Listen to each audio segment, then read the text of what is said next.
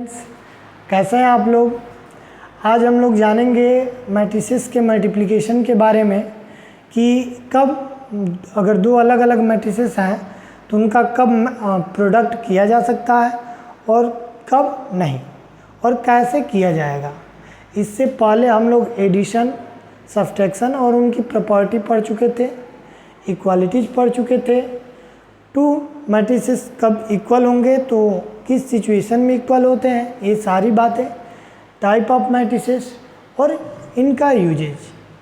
हम लोग आज मल्टीप्लिकेशन के बारे में बात करेंगे, तो इसकी डिफिनीशन और कब मैट्रिसेस का प्रोडक्ट होगा और कब नहीं, इन्हीं पे आज बात की जाएगी। चलिए शुरू करते हैं। सबसे पहले डिफिनीशन कि डिफिनीशन क्या होता है देखते हैं।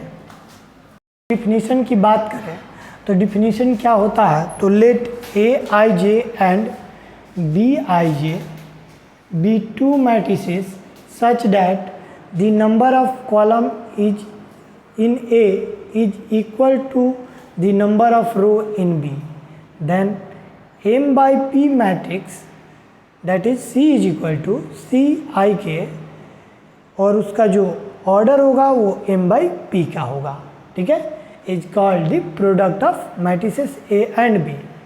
मीन्स अगर हमारे पास दो अलग अलग मैट्रिसेस हैं A और B, ठीक है, A और B, ये A ले लिया, ये Aij, जिसकी ऑर्डर जो है वो M by N की हो जाए, और एक दूसरा मैं मैट्रिक्स ले लिया B, जिसका ऑर्डर जो है वो ये, इसको B ले लेते हैं ताकि आसानी से समझ सकें, Bj के, ठीक है।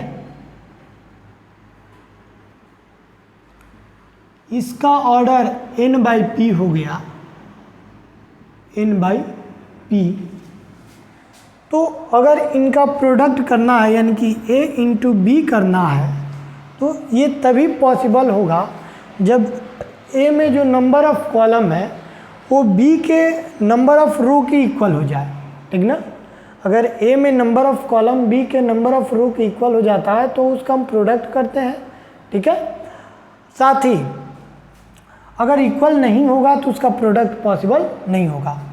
या आप सब देखते हैं कि अगर हमें AB निकालना है प्रोडक्ट, तो ये हो जाएगा Cij, इसका भी कोई मैट्रिक्स होगा, लेकिन इसका जो ऑर्डर होगा वो हो जाएगा M by P, ठीक है।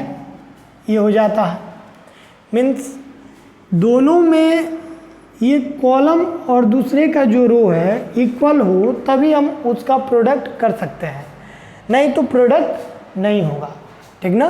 तो इसमें दो बातें ध्यान देनी होती है, दो अलग अलग मैट्रिसेस होती हैं, तो प्रोडक्ट करते समय दो बातें ध्यान देते हैं। पहला इस बात पे कि दोनों मैट्रिसेस की जो ऑर्डर है वो क्या है। यदि पहले मैट्रिक्स के जो कॉलम हो वो दूसरे के रो के इक्वल है तो उसे प्रोडक्ट कीजिए। और दूसरी बात ये कि उनके जो प्रोडक्ट मिलेगा उस प्रोडक्ट का ऑर्डर क्या होगा, ठीक है। तो इसके नोट में हम दो बातें यहाँ पे ध्यान देते हैं नोट में, ठीक है, कि पहली बात होनी चाहिए प्रोडक्ट करने के लिए कि number of row, number of column in first row, first matrix is equal to number of row in second matrix, ठीक है। ये पहली बात होनी चाहिए।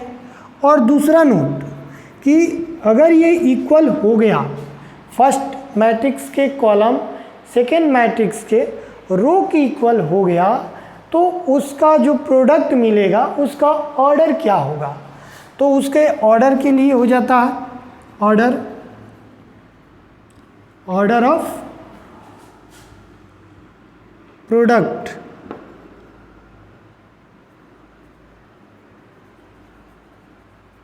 Of given matrix is equal to क्या हो जाएगा, तो number of row by number of row, या ऐसे कर लेते हैं ये m बाय p, ठीक है, वेयर यहाँ लिख लेंगे, वेयर m क्या है, तो number of row in first matrix,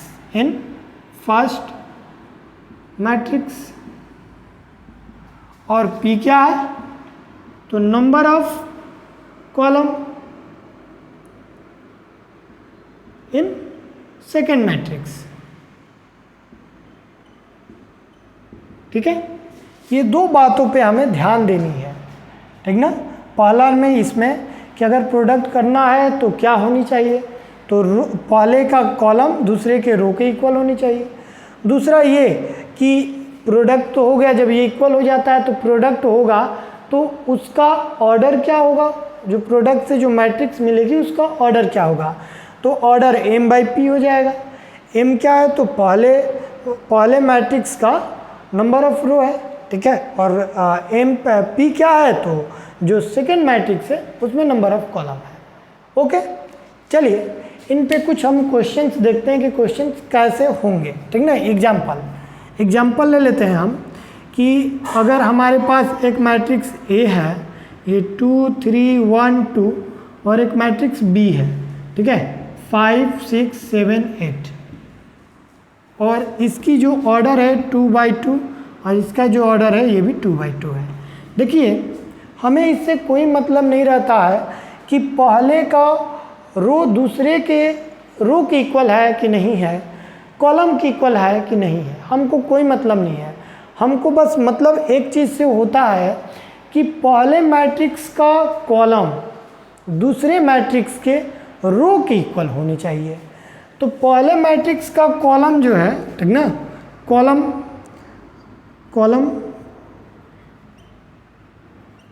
of A, number of column of A is equal to क्या है, 2 है ना, और इसके number of row number of column in A is equal to number of row in B, ठीक है। तो ए में जो नंबर ऑफ कॉलम है कितने हैं, तो 2 है, और बी में नंबर ऑफ रो जो है वो कितने हैं, तो 2 है। ये दोनों के दोनों इक्वल आ गए, तो इनका जो प्रोडक्ट होगा वो पॉसिबल होगा, वो प्रोडक्ट होगा। अगर ये इक्वल नहीं रहता तो पॉसिबल ही नहीं होता।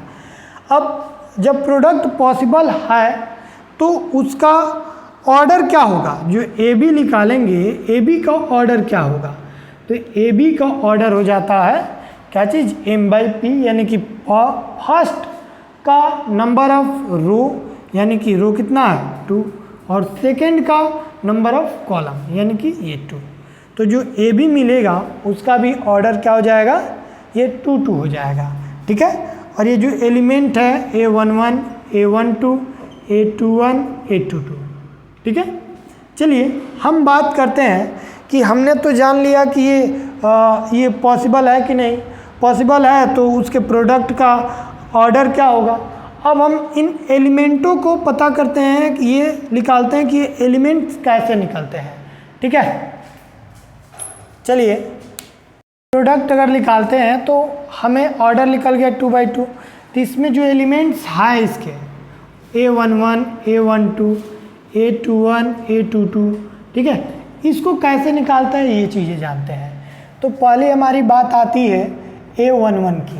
A11 कैसे निकलेगा, तो देखिए जब भी आपको A11 निकालना है तो आपको क्या करना है, ठीक है। A11 में कि जो मैट्रिक्स है उसका फर्स्ट रो ले लीजिए R1, A11 में फर्स्ट रो, और ये क्या है 1 है, तो सेकेंड मैट्रिक्स के फर्स्ट कॉलम यानी कि C1, इन दोनों का प्रोडक्ट करते हैं, ठीक ना।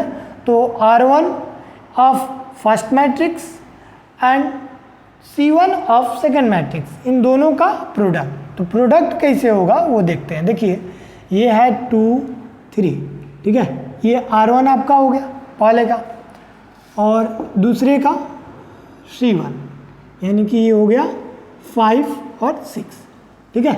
और इनके क्रॉसपॉन्डिंग एलिमेंट्स का प्रोडक्ट अब कर लेंगे, यानी कि 2 का 5 में और 3 का 6 में मल्टीप्लाई कर देंगे, यानी कि 2 × 5 प्लस 3 × 6।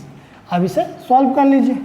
ये 5 2 जा 10 प्लस 3 6 जा 18, यानी कि 28, ठीक है। तो हमें A11 मिल जाता है।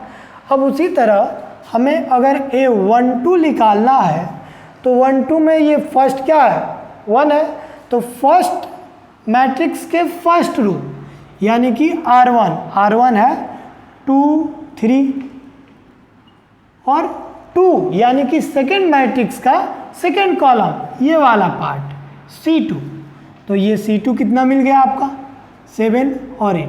फिर वही काम 2 का मल्टीप्लाई 7 के साथ और 3 का 8 के साथ, तो ये हो गया 2 × 7 प्लस 3 × 8, तो 2 7 जा 14 प्लस 3 8 जा 24, ठीक है। तो ये मिल गया, ऐड करते हैं तो ये 8 और ये हो गया 2, यानी कि 38, ठीक है। अब इसी तरीके से A21 निकालना है, तो A21 जो है इट मीन्स क्या चीज़ कि जो फर्स्ट मैट्रिक्स है उसका सेकेंड रो यानी कि R2 आपको अब लेना है। पहले 1 था तो फर्स्ट रो, अब 2 है तो सेकेंड रो, और ये सेकेंड रो क्या है 1 2, ये 1 यानी कि सेकेंड मैट्रिक्स का फर्स्ट कॉलम, ये हो गया 5 6। अब मल्टीप्लाई कीजिए 1 5 जा 1 × 5 प्लस 2 का 6 में 2 × 6 यानी कि 5 प्लस 12 क्या कितना हो गया 17। इसी तरीके से A22 निकालिए। A22 मीन्स फर्स्ट मैट्रिक्स का सेकेंड रो, और क्या आपका हो गया सेकेंड रो, तो ये 1 2 है, ठीक है, और सेकेंड मैट्रिक्स का सेकेंड कॉलम, ठीक, तो ये हो गया 7 8। तो यहाँ से ये मिल गया 1 का 7 में मल्टीप्लाई 1 × 7 प्लस 2 × 8, तो 7 1 जा 7 प्लस 16 यानी कि हो जाएगा 23, ओके।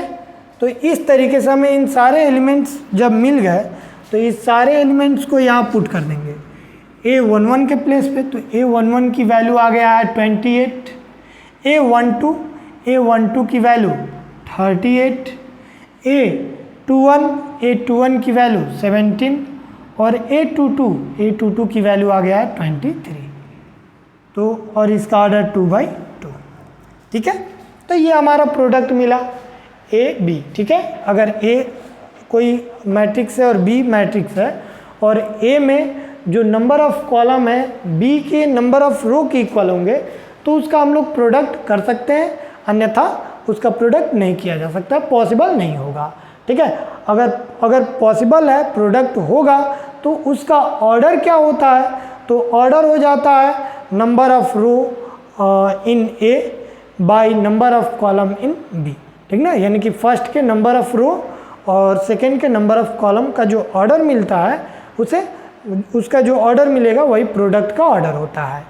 इसके बाद हमने ये तो ऑर्डर निकाल लिया। अब इसके एलिमेंट की जब बात करते हैं तो देखिए उनके जो एलिमेंट होंगे तो फर्स्ट कंपोनेंट ऑलवेज रो को रिप्रेजेंट करेगा फर्स्ट मैट्रिक्स के, और जो सेकंड होता है वो कॉलम को। जैसे यहाँ पे हमने ले लिया तो ये 1 ये 2 ये 2, ये जो भी लिए हैं वो फर्स्ट मैट्रिक्स के रो ही हैं, और ये सेकेंड वाले जो है ये 1 2 1 2 ये सेकेंड मैट्रिक्स के कॉलम, ठीक है। हम लोग एक और एग्जांपल देखते हैं, उसे हम लोग डायरेक्ट करेंगे इस मेथड, ऐसे ये जो कैलकुलेशन है वो डायरेक्ट करके, ठीक है। चलिए देखते हैं सेकेंड क्वेश्चन में। क्वेश्चन एक दिया है A = matrix this and B = this, और बोल रहा है कि इसका AB निकालिए, ठीक है, यानी कि इंटू बी हमें फाइंड आउट करना है। तो ए इंटू बी निकालना है तो पहली बात हमें ध्यान देनी होगी कि ए के नंबर ऑफ कॉलम जो है वो बी के नंबर ऑफ रो के इक्वल है कि नहीं। तो ए में नंबर ऑफ कॉलम C1 और ये हो गया C2, 2 कॉलम है, ठीक है। यहाँ पे कितने कॉलम है, तो 2 कॉलम है। और इसमें नंबर ऑफ रो कितने हैं, तो ये है R1 और ये है R2, ठीक है। यानी कि यहाँ पर भी नंबर ऑफ जो रो है वो कितने हैं, 2 है। तो इसका जो प्रोडक्ट है वो पॉसिबल होगा। अब इस AB का ऑर्डर क्या होगा, तो AB का अगर हमें ऑर्डर बताना होगा तो क्या बोले कि फर्स्ट का जो रो होंगे तो रो कितने हैं, 2 है। और सेकंड के कॉलम कितने हैं, तो 2 है। तो AB का जो ऑर्डर होगा वो 2/2 का होगा। अब 2/2 का है तो एलिमेंट्स इसके कितने हो जाएंगे, A11, A12, A21, A22, ठीक है, हो जाएंगे। अब इनकी वैल्यू क्या होती है, तो अभी हम सीखे हैं क्या चीज़ कि फर्स्ट रो और फर्स्ट कॉलम का प्रोडक्ट, यानी कि पहले मैट्रिक्स के फर्स्ट रो लेंगे और ये सेकेंड मैट्रिक्स के फर्स्ट कॉलम। इट मीन्स 1 का 0 में प्रोडक्ट कर देंगे, यानी कि 1 × 0 प्लस इस 1 का इस 1 में, यानी कि 0 × 1, ठीक है। अब 1 2 यानी कि फर्स्ट रो सेकेंड कॉलम, यानी कि 1 का 1 के साथ 1 × 1 प्लस 0 × 0, ओके, इस 0 का 0 के साथ। अब A21 यानी कि फर्स्ट जो मैट्रिक्स है उसका सेकेंड रो ये है 0 - 1 और सेकेंड मैट्रिक्स के फर्स्ट कॉलम, यानी कि 0 × 0 प्लस ये -1 × 1, ठीक है। अब ये A22 का मतलब फर्स्ट मैट्रिक्स का सेकेंड रो और सेकेंड मैट्रिक्स के सेकेंड कॉलम, यानी कि 0 × 1 प्लस -1 × 0, ठीक है। तो ये क्या मिल गया, ये मिल गया 0 + 0, ये हो गया 1 + 0, ये 0 -1 और ये 0 + 0, ठीक है। ये 2/2 इसका ऑर्डर हो गया। तो ये मिला हमें 0 1 -1 0, ये 2/2, ये हो गया AB, ठीक है। तो इस तरीके से AB निकल गया। अब एक बात नोट में आप याद रखिएगा, क्या चीज़ है कि जो AB निकलता है, ये जो प्रोडक्ट A और B का निकालना है, ये कभी भी BA के इक्वल नहीं होता है। ये जो प्रोडक्ट आया AB, ये BA के इक्वल नहीं होता है। ये जो कम्यूटेटिव लॉ होता है ना, वो एडिटिव में फॉलो करता है, मल्टीप्लिकेटिव में नहीं। जो मल्टीप्लिकेशन है उसमें कम्यूटेटिव लॉ को फॉलो ये नहीं करता है, जबकि जो एडिटिव होता है उसमें ये फॉलो कर जाता है, ओके। ये नोट में आप लोग याद रखिएगा। देखिए, अगर आपको BA निकालना होगा तो उसके लिए हमें क्या करना पड़ेगा, इसको फर्स्ट मैट्रिक्स और इसको सेकेंड मैट्रिक्स सेलेक्ट करना पड़ेगा। यानी कि जब जो हम इसको फर्स्ट में ले रहे थे इसको लास्ट में, अब नहीं, इसको फर्स्ट में इसको लास्ट में, ठीक है। तो ये हो जाएगा 0 1 1 0 और ये हो जाएगा इंटू 1 0 0 -1। और फिर वही सेम प्रोसेस कि BA निकालना है तो B में नंबर ऑफ कॉलम A के नंबर ऑफ रो के इक्वल हो जाए, और ये तो हो गया वो, ठीक है, पॉसिबल है कि नहीं। दूसरी चीज़ ऑर्डर क्या होगा, तो B के नंबर ऑफ रो A के नंबर ऑफ कॉलम का जो ऑर्डर होगा वही आंसर होगा।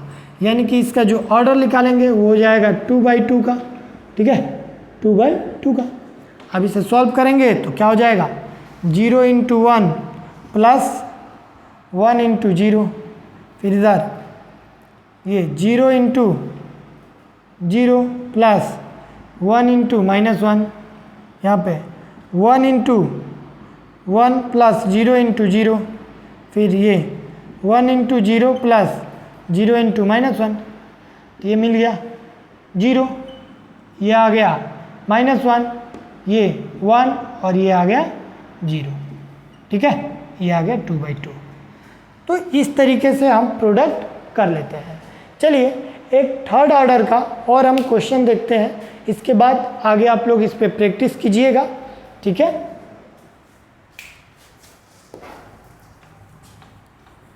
कुछ क्वेश्चंस लिख लिए हैं, तो इसमें आप लोग कीजिए, कुछ मैं बता रहा हूँ, ठीक है। कुछ आप लोगों को होमवर्क के लिए रहेगा, आप इसका आंसर कमेंट में लिख करके भेजिएगा, उसे चेक करेंगे हम, ठीक है। फिर उसके बारे में अगले क्लास में डिस्कस किया जाएगा। देखिए जैसे ये 5th नंबर क्वेश्चन है कि दिया है if A is equal to 1 2 3 1, बात नहीं कीजिए, 4 0, B is equal to 0 1 0 0 2 1 2 3 0, find B A, can we find A B also. यानी कि सबसे पहले तो हमें बी ए बताना है कि बी ए क्या होगा। तो बी ए के लिए बी ए निकालना है, तो बी आपका है 0 1 0 0 2 1 2 3 0, ठीक है। अब ए है तो ए क्या है 1 2 3 1 4 0, ठीक है। तो क्या बी ए पॉसिबल है? तो हाँ, क्यों है? क्योंकि इसमें नंबर ऑफ कॉलम जो है वो 3 है, C1 C2 C3, और इसमें नंबर ऑफ रो जो है वो भी क्या है 3 है, ठीक है। तो ये R3, ठीक ना। तो इसका जो बी ए होगा वो पॉसिबल है, क्यों? क्योंकि नंबर ऑफ रो जो है, number of column in B is equal to the number of row in A, ठीक है। तो ये बी ए तो पॉसिबल है। तो बी ए का ऑर्डर क्या होगा? तो इसकी ऑर्डर की बात की है तो ए का रो, बी के नंबर ऑफ रो, तो कितने हैं रो 1 2 3, ये 3 इंटू बी के ये जो ए वाला है सेकेंड मैट्रिक्स उसका कॉलम, यानी कि ये हो गया 2। यानी कि जो बी ए होगा उसका ऑर्डर क्या होगा? तो ऑर्डर होगा 3/2 का, ठीक है। तो जब 3/2 हो गया तो ए 1 1 ए 1 2 ए 1 3, ठीक है। इट मीन्स जो ए बी ए लिख लेगा उसमें 3 रो और 2 कॉलम होंगे। तो 3 रो यानी कि ऐसे ये ले लिए, चलिए पहले हम रो को लिख लेते हैं, A1 1, ठीक है, 1 1 यानी कि first row first column, first row second column, ठीक है।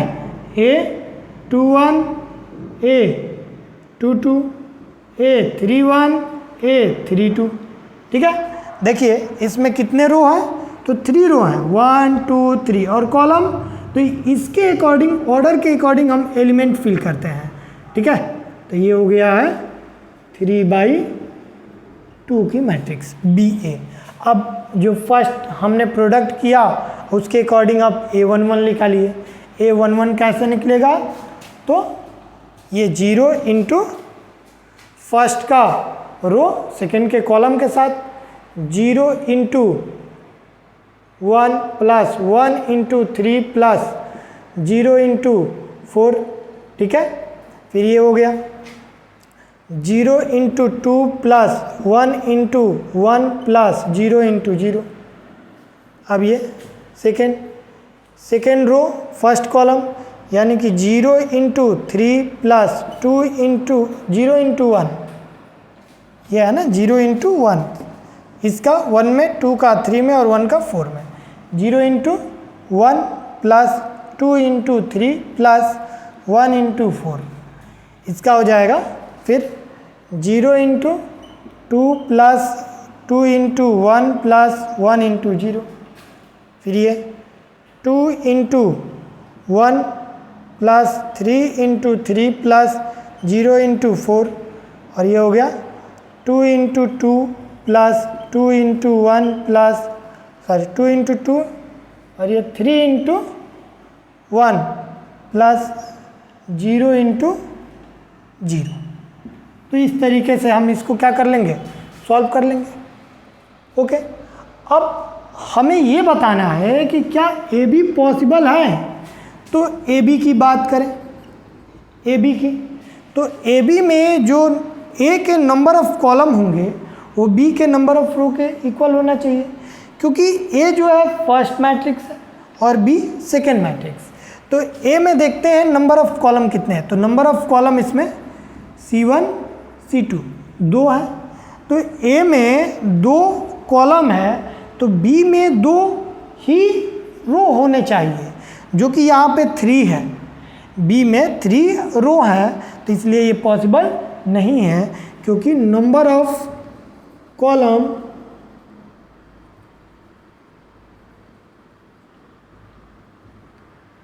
इन A is not equal to number of row in B.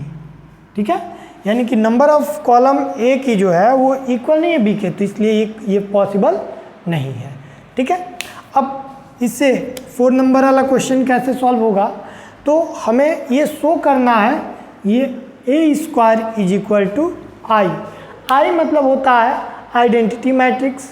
Identity matrix में बताया था कि ऐसा मैट्रिक्स जिसके मेन डायगोनल जो होते हैं उसकी ईच एलिमेंट 1 हो और अदर जो भी एलिमेंट्स हो सब के सब 0 हो जाए। ठीक है, तो उसे हम आइडेंटिटी मैट्रिक्स बोलते हैं। अब ये आइडेंटिटी मैट्रिक्स वो मैट्रिक्स गिवन मैट्रिक्स के अकॉर्डिंग होता है कि वो I3 है कि I2 है।